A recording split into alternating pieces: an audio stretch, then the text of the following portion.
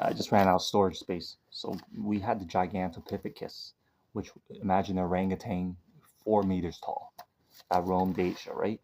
So a lot of people actually say that the Gigantopithecus um, has something to do with the Sasquatches we see today, or the Yeti or the Yeren, because the Gigantopithecus was Asian, right? Was found in Asia. Um, there was the Homo erectus from Africa that we all apparently descended from through the migration out of Africa theory. Whether that holds true to all human genomes or not, no, a large portion of us came from Africa. And there's the, Homo, there's a Neanderthal or the Neanderthal from the Caucasoid Mountains. All non-Africans have that DNA in their DNA.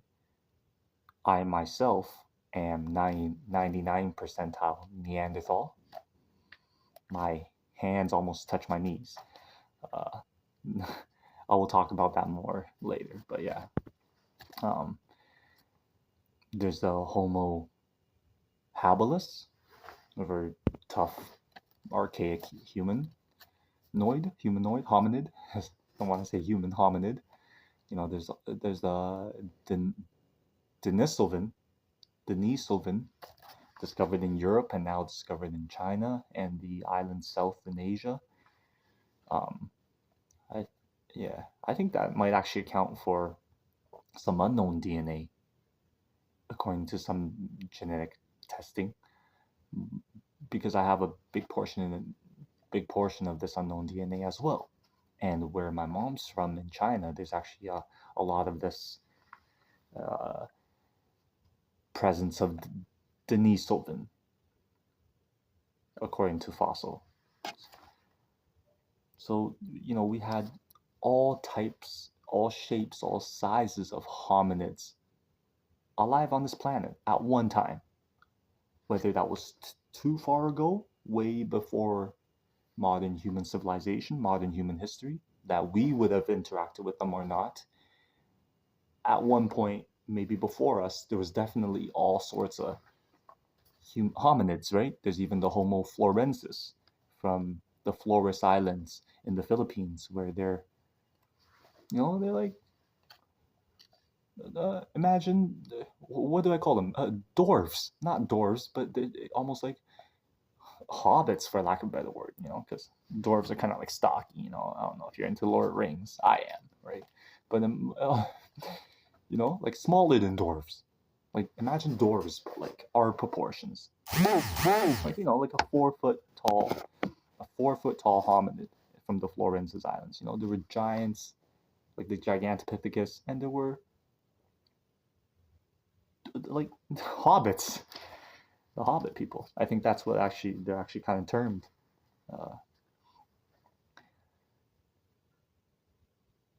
and, there's a chance that even during Atlantis, from 1 million years ago to 200,000 years ago, because in Atlantis it talks about all sorts of humans, Yeah, at some point I'm gonna get a new setup for all this. I keep running out of space. So basically, in Atlantis, there's reports of all sorts of human hominids living with each other, living amongst each other, from small guys to big guys, right? Obviously, these stories of Atlantis, from these stories from Plato, or whatever, they don't talk about Gigantopithecus or Homo florensis, because maybe back then they had different names for them, or maybe they didn't have names, but these are names that we came up with, right, from archaeology. So basically, my fundamentals I was going through with these two videos are, human history has been reset multiple times. Randall Carlson talks about that, who I love. All of this coincides with the Bible and the myths of the Bible and the Great Flood. In fact, if you actually look into the Great Flood, I forgot to mention this, if you actually look into the Great Flood, God created the Great Flood because he wasn't happy with the population of us on this planet. He wasn't happy with us because we weren't following God. We weren't spiritual. We weren't holy. And especially some of us descended straight from God, or whatever, fell from heaven, as they say, the holy men, the men of renown. The Nephilim, or these giants, were especially bad. And apparently that was the reason why God created flood to destroy us, was to destroy these unholy people, right? These people that don't follow God. He actually created the flood to kill the giants, or the Nephilim. It's all one story. The thing is, maybe some of the giants survived, found high ground, survived the atmospheric conditions, and cultures all around the world talk about giants, right? Cultures all around the world have stories of the Great Flood, have stories of giant men-eating giants, and these stories are antediluvian, which means after the Great Flood, after Atlantis, after the fall of Atlantis. So after Atlantis was destroyed, and all the great things about our archaic human history, right? Apparently Atlantis was more advanced than us. After that got destroyed, all the history after that is called antediluvian. Don't ask me why. I haven't looked into that. Probably some Latin or something, So all around the world we talk about the Great Flood and myths of the giants. From Yiren in China, there's a video of a hybrid guy who his mother apparently was adopted by a giant. The giant bred with her, and then she came back to the village she lived in, and then had a son, had a Chinese boy that looked different. He had Neanderthal-like characteristics, like a big occipital bone, a sloping forehead, big type of jaw, long arms reaching down to almost his knees. You could tell the rib cage, the collarbones, the shoulders, everything is a little different. And for a lack of better way to put it, honestly, if I showed this video of that naked giant, the Yiren from China, I'm sure some of you have seen this video. If you haven't, please check it out. It's probably one of the best footages of something that's like a half-breed between a human and one of these giants or whatever, right? If I showed any of my friends this video of this giant, and if my friends have seen me shirtless or naked, I guarantee you the first thing they'll say to me is, "That's you, dude," because I swear to God, I look like this half-breed. I am, like I said in the previous video, right? I am 99 percentile Neanderthal.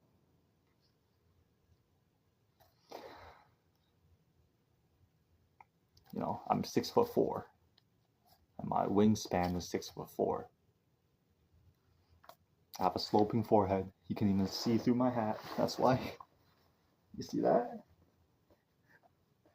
My forehead doesn't actually go there. My forehead ends here. And I got a big occipital bone. You can probably even see it. So, in China, we have the Yiren. There's one footage of that hybrid guy.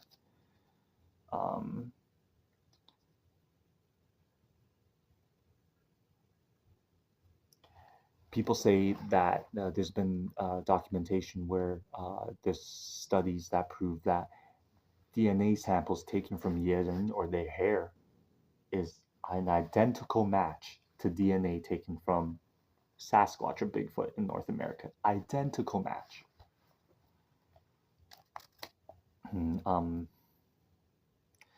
And in ancient China, because we're talking about China right now, in ancient China, our oldest mummies are red-haired ginger giants, 7, 8, 10 feet tall, Chinese government doesn't really like to talk about this, but it's acknowledged in mainstream that our oldest Chinese artifacts actually are tombs of these giants that are Caucasoid looking and not actually Asiatic looking. And that's our oldest history in China, human history in China. And the Chinese, Asian, whatever history fault is a precursor to that. No, not a precursor, follow-up to that.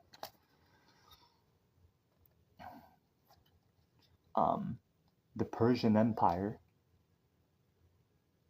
has stories of giants, obviously. Just watch 300. That is a joke.